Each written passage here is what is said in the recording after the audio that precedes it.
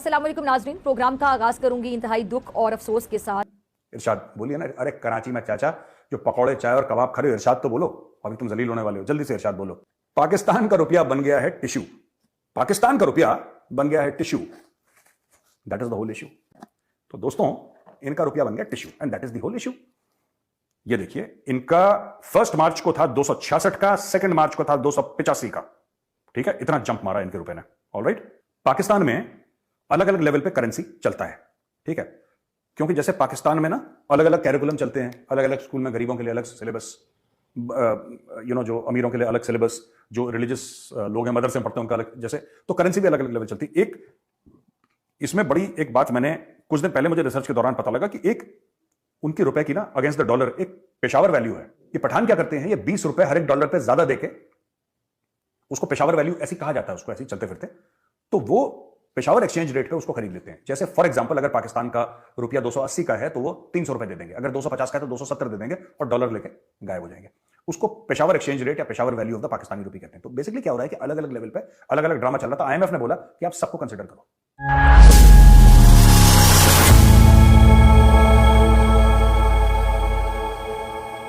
जय हिंद दोस्तों, आर्थिक संकट से जूझ रहे पाकिस्तान की मुसीबतें कम होने का नाम नहीं ले रही है। पाकिस्तान पर डिफॉल्ट होने का खतरा मंडरा रहा है। इसी बीच पाकिस्तान के पूर्व वित्त मंत्री मिफ्ता इस्माइल का कहना है कि पाकिस्तान पर मंडराता डिफॉल्ट होने का जोखिम खत्म नहीं हो सकता है। मिफ्ता इस्माइल का दावा है कि अगर पाकिस्तान को अंतर्राष्ट्रीय मुद्रा कोष IMF से $1 करोड़ का बेल आउट पैकेज भी मिल जाता है तो भी पाकिस्तान की हालत बहुत नहीं बदलने वाले हैं। यानी मिफ्ता इस्माइल का साफ तौर पर कहना है कि IMF से मदद मिलने के बाद भी पाकिस्तान डिफॉल्ट होने से नहीं बच सकता है। पाकिस्तान की रुपया डॉलर के मुकाबले 300 के करीब पहुंच गया है।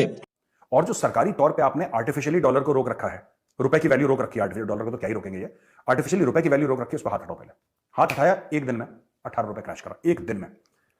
पाकिस्तानी रुपए का बज गया बैंड, ठीक है, और फट गया ढोल। ये हो गया है।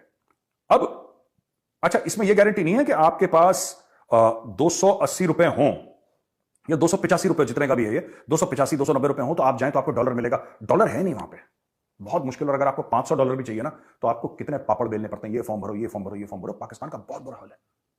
और पाकिस्तान का ये सब जो बुरा हाल है आईएमएफ ने कर रखा। आईएमएफ कह रहा है यार अब तुम्हारे झांसे में हमने नहीं आना है, तुमने बहुत झूठ बोल दिया भाई, बहुत झूठ बोल दिया तुमने। झूठ बोल बोल के मक्कारी, 420 फ्रॉड, करप्शन कर करके इन्होंने आईएमएफ की जेब काट ली 22 बार। इन्होंने 22 बार पाकिस्तानियों ने आईएमएफ को बोला कि हम सब ठीक कर देंगे, लाओ पैसा।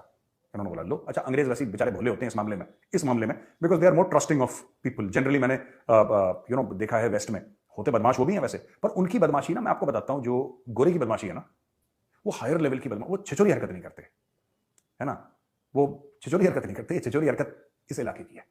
तो पाकिस्तानियों ने दिखा दिया देसी रंग, पाकिस्तानियों ने उनकी जेब काट ली। अब उन्होंने बोला है कि पहले तुम सब कुछ सेट करोगे तब हम बताएंगे हम तुम्हें पैसा देंगे नहीं देंगे, और देंगे पैसा। मैं बार बार रोज यही कहता हूं, लोग मुझसे पूछते हैं क्या आईएमएफ पैसा देगा पाकिस्तान को? 100% देगा, 100% देगा। लेकिन एक और मिफ्ता इस्माइल, जो उनका पुराना जो मिनिस्टर था ना फाइनेंस का, मिफ्ता इस्माइल ने क्या बोला है कि बॉस एक बात ध्यान रखना, पाकिस्तान को पैसा मिलेगा और जरूर मिलेगा, लेकिन जून में ये फिर आईएमएफ के पास जाएंगे। इनके पास है नहीं, इनको 2023 में 20 अरब या कुछ ऐसे, मुझे नहीं पता एग्जैक्ट, बट इनको बहुत ज्यादा पैसा वापस करना जो इनके पास है नहीं। और इनको अगले कुछ महीने में तो इनको 6 अरब वापस करने हैं, और है इनके पास 3 से कम। और वो भी 3 से कम कौन से हैं? जो कि मांगे तांगे के हैं, लोन के खुद के पैसे नहीं है, मांगे तांगे के हैं। इनको पैसे वापस करना है। कहां से करेगा पाकिस्तान वापस? लेकिन अभी भी कश्मीर बनेगा पाकिस्तान। वो अंदर जो आग है ना, वो आग नहीं बुझने का नाम ले रही। आप किसी भी पाकिस्तानी से पूछो सड़क चलते, हमें बड़ा जज्बा है, हमें बड़ा जज्बा है, हमें बड़ा जज्बा है। ओ भाई, जज्बा है तो फिर तुम्हें सिर्फ भीख मांगने का जज्बा है, अपने मुल्क को अच्छा करने का जज्बा नहीं है। हम बड़ा जज्बे वाली कौम है, हम ऐसा करते हैं, हम जज्बे वाली कौम है, हम कर देंगे। और जज्बे वाली कौम है तो काम क्यों नहीं करते हो? जज्बे से काम करो ना। जज्बा सिर्फ तुम्हारा एक ही जगह दिखता है, भीख मांगने में, और कहीं जज्बा नहीं दिखता पाकिस्तानियों का। पैसे मंगवा लो इनसे खूब, किसी से, किसी के घर के सामने चले जाएंगे। अब तो प्राइवेट प्लेयर से मांगने लगे ये लोग। अब इन्होंने बोला कि हमने इतनी एक्सपर्टीज डेवलप कर ली है, मांग मांग के इतने एक्सपर्ट हो गए हैं कि अब रॉथस्चाइल्ड के सामने यहूदियों से भी पैसे मांग रहे हैं, सबसे पैसे मांग रहे हैं, जो दे दे, जिससे पैसे पकड़ने के वापस इनको नहीं देने। जो पैसे मांग रहे हैं तो अपनी जेब में डाल के फुरबार हो जाएंगे। जो गरीब पाकिस्तानी है बेचारा, मासूम पाकिस्तानी, पैसे उसको वापस करने तो मांगे जाओ। पाकिस्तान सुपर लीग में 5000 पुलिस वाले डिप्लॉय करें और रेंजर्स भी डिप्लॉय कर लिया, और police personnel including senior officers and officials of different units of police including SSP, SDPOs, SHOs, dolphin squad. एक डॉल्फिन स्क्वाड भी है इनकी। डॉल्फिन स्क्वाड क्या था? रावलपिंडी में यार कौन सी डॉल्फिन है यार? मुझे ये ये ना ये झूठ बोलते हैं पाकिस्तानी। अगर डॉल्फिन तो मछली का नाम है, अगर डॉल्फिन स्क्वाड तुम्हारी कराची में होती, बलोचिस्तान के जो समुद्री इलाके वहां पे होती है, मैं समझ में आता कि तुमने पुलिस की एक डॉल्फिन स्क्वाड, इन्होंने रावलपिंडी जो कि पंजाब में है उसमें एक डॉल्फिन स्क्वाड खड़ी कर दी। चलो ठीक है, कोई बात नहीं, डॉल्फिन स्क्वाड, ये पता नहीं तैर के कहां जाएंगे dolphin. Police response unit and elite force, नाम ऐसे ऐसे हैं, काम इनका जीरो है। क्रिकेट टूर्नामेंट के लिए, क्रिकेट टूर्नामेंट नहीं हो गई ये 5000 कॉप्स और रेंजर्स अलग से, शाबाश। अच्छा दोस्तों, ये सब करने के बाद इनका, जैसे मैंने आपको बताया था कि ये पाकिस्तानी रुपया है, मैं आपको दिखाना चाहता हूं, दिस इज द पाकिस्तानी रुपी, है ना। पाकिस्तानी रुपी बिल्कुल कचड़ा हो गया, टिश्यू हो गया, लेकिन फिर Pakistan committed to expanding trade ties with the US. आप देखें पाकिस्तानियों का जज्बा, देखें क्या ना, जज्बे वाली कौम है, कह रहा ट्रेड टाइज, हम ट्रेड करना है यूएस के साथ।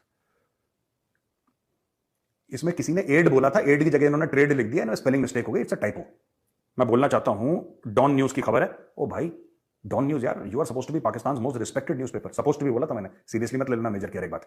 मैं ये कहना चाहता हूं कि आपने ऐसा कैसे बोल दिया। Pakistan is committed to easing the regulatory regime and facilitating business in the country, expanding trade ties with the US remains the foremost priority of the government.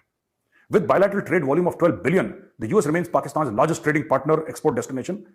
In 2022, Pakistan exported more than 5.9 billion worth of goods to the US while importing more than 3.1. अरे बाबा, यार एक बात बताओ, इतना झूठ बोलते तुम लोग बनाते क्या हो? एक बात बताओ, जांघिया बनियान तौलिए के अलावा तुम लोग बनाते क्या हो पाकिस्तान में? ये तो हमें समझाओ। ये जो अमेरिका इनसे सामान लेता है ना, ये भी एक तरीका अमेरिका का इनको फंड करने का। अमेरिका को पाकिस्तानी जो भी सामान है, कूड़ा कचड़ा पता नहीं क्या बनाते हैं लोग, अमेरिका को कोई जरूरत ही नहीं सामान लेने की, क्योंकि बनाते ही नहीं है, कैपेबिलिटी नहीं है, सलाहियत नहीं है। पाकिस्तानी कुछ नहीं बना सकते। मैं आपको बता रहा हूं, ये कह रहे फीफा वर्ल्ड कप की फुटबॉल बनाते हैं, तो उस पर लिखो ना made in Pakistan. Pakistani brand क्यों नहीं है? वो भी पता नहीं एडिडास किसी को बेच के, कॉस्को को बेच के अपना काम, ये अपना खुद का इनका कोई ब्रांड नहीं, ये कुछ नहीं करते, बस झूठ। और बात ऐसी ऐसी हेडलाइन देखो कि बायलैटरल ट्रेड विद यूएस, है ना। कोई सोचे पता नहीं कौन सा तीर मार रहे हैं, बायलैटरल ट्रेड विद। अच्छा एक और चीज मैंने देखी थी, इसमें मैं आपको, ये आपकी नजर से पता नहीं गुजरी कि नहीं गुजरी, ये पाकिस्तान की जो डेप्यूटी फॉरेन मिनिस्टर है हिना रवानी खान, इन अ वील्ड क्रिटिसिज्म ऑफ इंडिया, यानी कि चुपचाप पर्दे के पीछे इंडिया को क्रिटिसाइज करते हुए इन्होंने बोला है कि supply of advance weapons straining countries security environment. इन्होंने बोला भाई that generous supply of conventional and non conventional weapons to the neighbouring countries was severely straining South Asia strategic stability and threatening our national security. The largest country in the region continues to be a beneficiary of nuclear exceptionalism in violation of established non-proliferation norms and principles. This country also remains a net recipient of generous supplies of advanced conventional and non-conventional weapons, technologies and platforms.